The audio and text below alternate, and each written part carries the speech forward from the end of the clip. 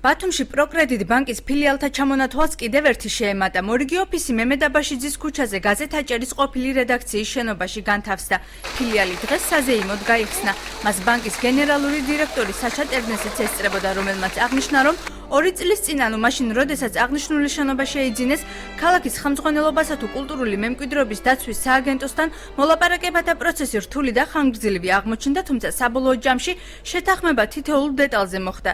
შეგახსენებთ, რომ 2011 წელს ლუკა ასეთიანისა და მემედ აბაშიძის ქუჩების კვეთაში არსებული კულტურული მემკვიდრეობის ძეგლის სტატუსის მქონე შენობაში პროკრედიტ ბანკმა ჯამში 5 მილიონი ლარის ინვესტიცია განახორციელა. შეიცვალა შენობის გარე იერსახე და ობიექტს ჩამოერთვა კულტურული მემკვიდრეობის ძეგლის სტატუსი. მოვლენებს წინ საზოგადოების აქტიური პროტესტი უძღოდა შენობის იერსახის შენარჩუნების მიზნით, თუმცა ინვესტორმა კომპანიამ ბათუმელების თხოვნა მხოლოდ ნაწილობრივ შეასრულა და შენობა წითლად არ გადაღება. 2 წლის წინ, როცა ჩვენ ვიღიდეთ ეს შენობა, მართლა იყო ისტორიული ძეგლი, ეს ვიცით. მაგრამ ჩემი აზრით ეს შენობა იყო როგორც შავი ქაქასი, არაფერი არ იყო.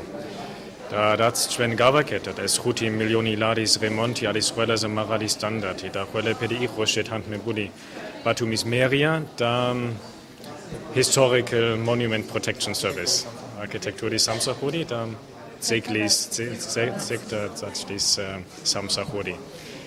და ყველაფერისთვის არსებობდა ნებართვა. ახალი ფილიალი პირველ რიგში სთავაზობს კომფორტულ გარემოს, მაღალკვალიფიციური თანამშრომლებით დაკომპლექტებულს, სადაც მოემსახურებიან როგორც ფიზიკურ პირებს, ასევე იურიდიულ პირებს და შესთავაზებენ პროდუქტების ალტერნატიულ ვარიანტებს, რომელიც მათთვის იქნება ხელსაყრელი და მომგებიანი. მე მინდა ამ შემთხვევით ვისარგებლო და ვთქვა, რომ კიდევ ერთხელ ამაზე შენობის გახსნას ვლოცავ ბათუმს და ბათუმელებს.